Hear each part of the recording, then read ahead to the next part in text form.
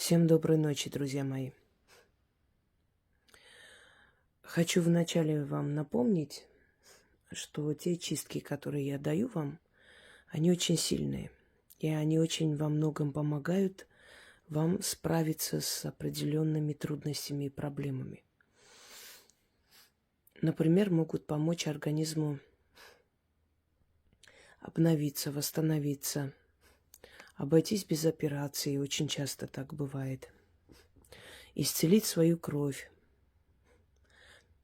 избавиться от человеческой зависти, открыть закрытые дороги, убрать безденежье и так далее. Для того, чтобы каждому человеку отдельно не объяснять, не снимать, точнее, не объяснять, не записывать и так далее, я решила когда-то, что я просто буду снимать и грамотно, ясно, четко рассказывать, что делать в той или иной ситуации, давать людям работы. И, естественно, за один раз я могу помочь огромному количеству людей. Потому что этот ролик увидят не только в этот момент много тысяч людей, но и после, когда этот ролик останется в интернете, опять же, много тысяч людей могут воспользоваться этой работой и помочь себе. Хочу вам сказать, что в принципе эти чистки, они убирают очень многое. И во многих ситуациях помогают. Есть некоторые исключения. Если это работа сильного мастера, чистки это снять не смогут. Они могут оттянуть определенное количество времени, отсрочить до того момента, пока вы не найдете более сильного человека, который снимет и избавит вас от этого.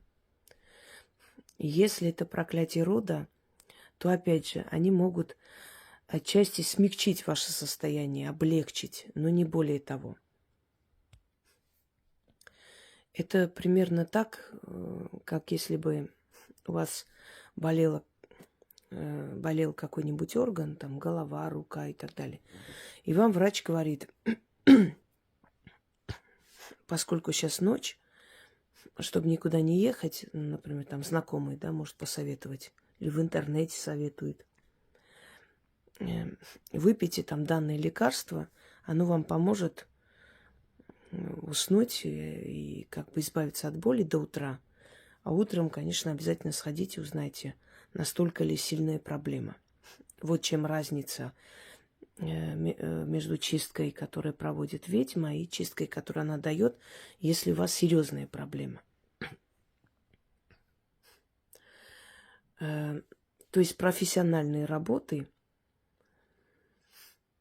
и сильные проклятия чистки не снимут. То есть вы не снимете себя. Но можете спасти себя на некоторое время. Оттянуть это время, отсрочить, как я уже говорила. Пока не найдете сильного мастера. Если же это уже застарелая вещь, оно уже себя изжило, то есть само себя сожрало, хотела сказать. Если вы уже практически одолели своей силой внутренней, своим духом, иногда люди могут пережить очень страшные вещи.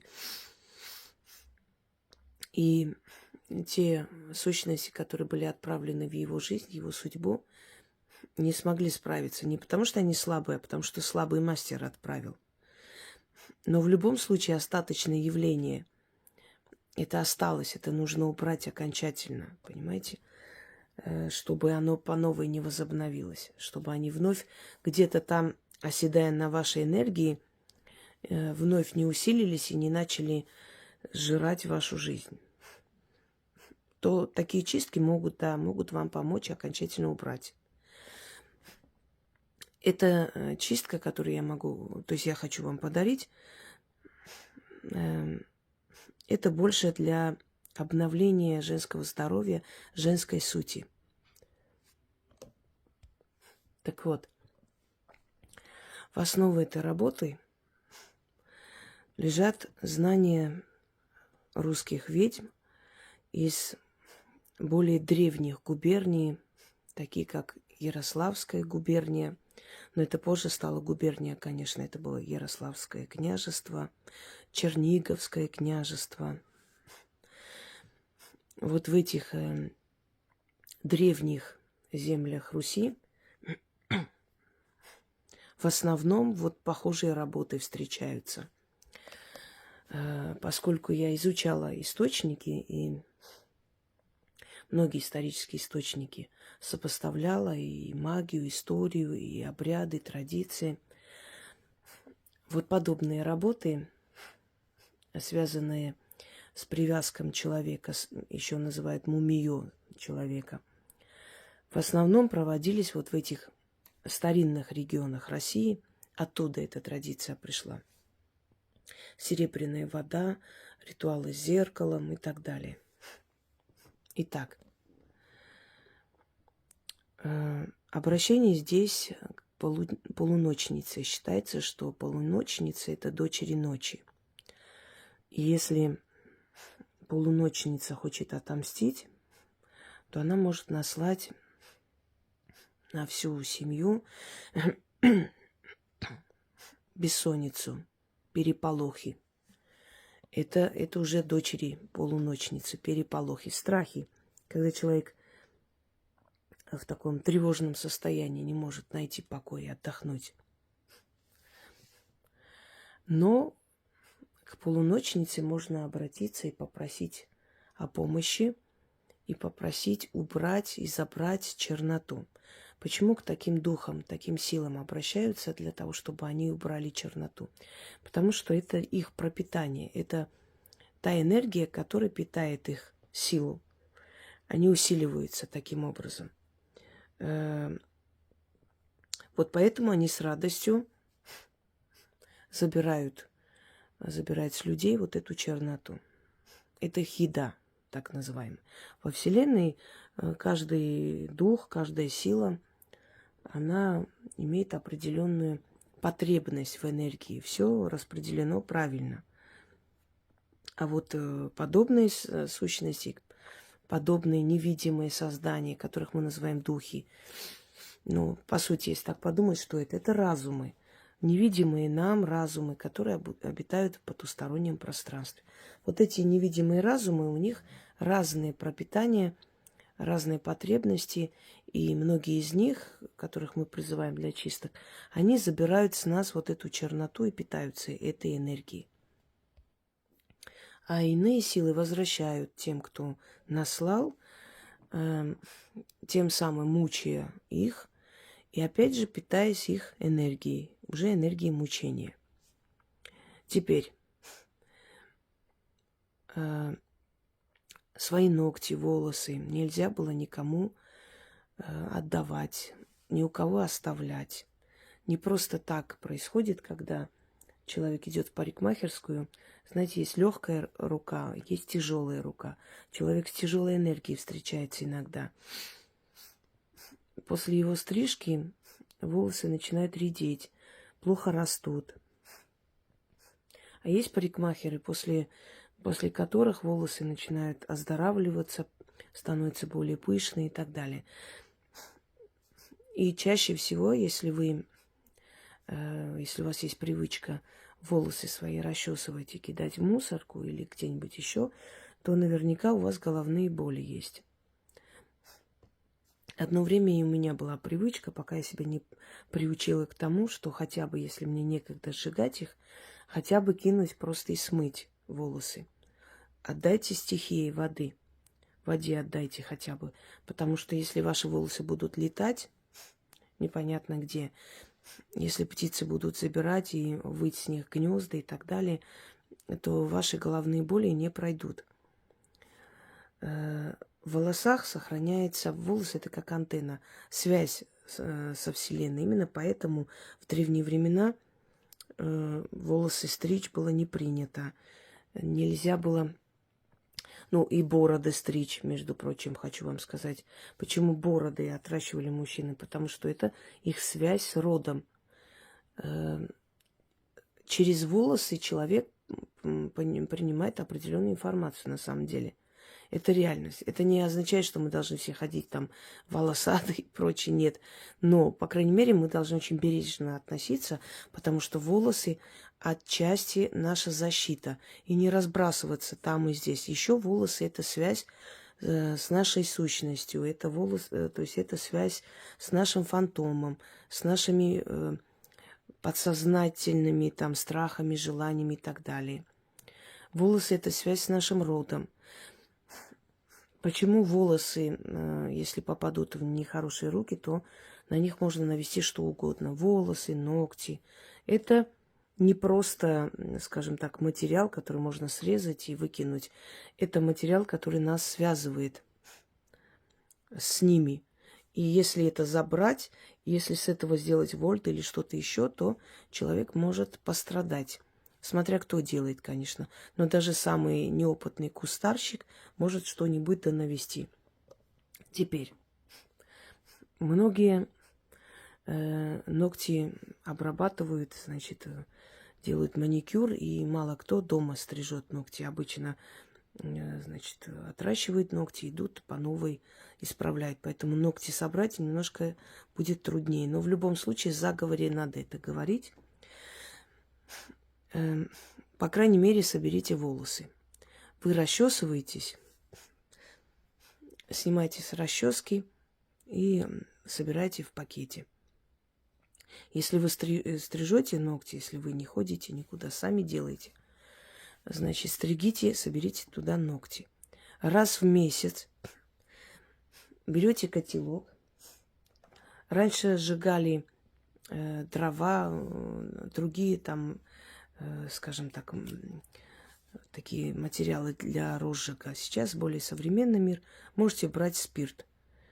Можете брать даже вот для розжига костров. Оно там состоит из парафина. В принципе, можно и этим. Значит, в этом котелке сжигаете и читайте над огнем. Можно перемешивать, можно там добавлять сверху масло или спирт, чем вы сжигаете, смотря. Значит, можете читать даже тогда, когда огонь погас. Читать надо 6 раз. Раз в месяц. Ну, не обязательно прям строго соблюдать. Ну, как вспомните, месяц прошел, все уже собрано, берете это все, сжигаете в этом котелке, 6 раз говорите эти слова, после чего смывайте. Смывайте в унитаз, смывайте в раковину, куда у вас удобнее смывать, туда и смывайте. Если у вас рядом есть река, можете в реку кинуть. Но, конечно, лучше смыть дома и закончить этим.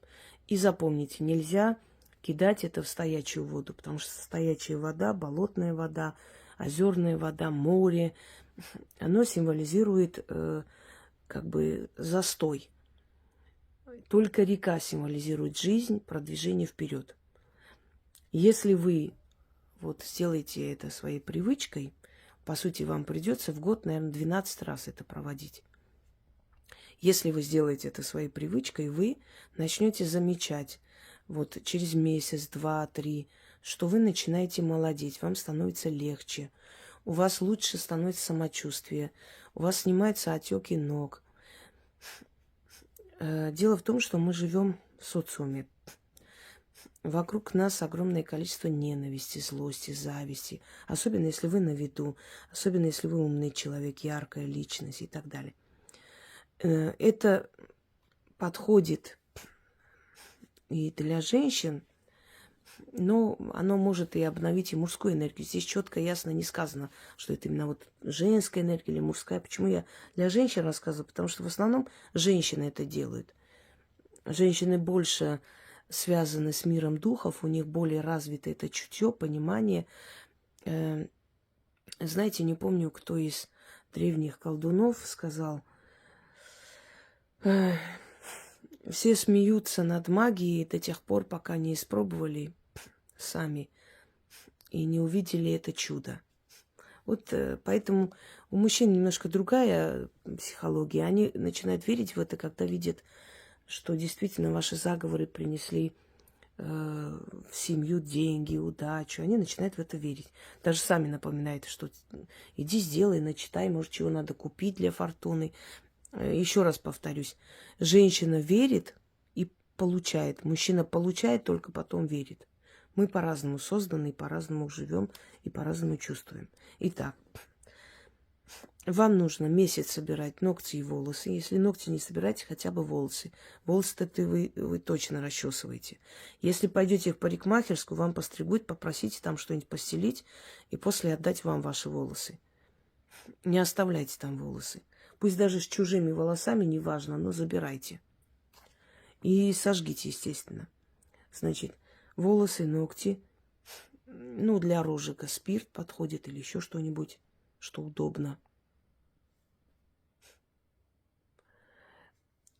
Сжигайте, но сжигать нужно после 12 ночи, то есть 00:00 ночи. Это время полуночниц, с 00 до 03. Это самое активное время духов. Поэтому старайтесь такие сильные работы делать вот в этом промежутке. 6 раз начитали, смыли, ложитесь спать. У вас будет сон, как у младенца. Успокойте нервную систему, прям станет легче, вот боль в ногах отпустит и так далее. На самом деле вы помолодеете. Вот что у вас будет происходить. Сделайте это. Знаете, иногда нужно и себе помочь, не только другим.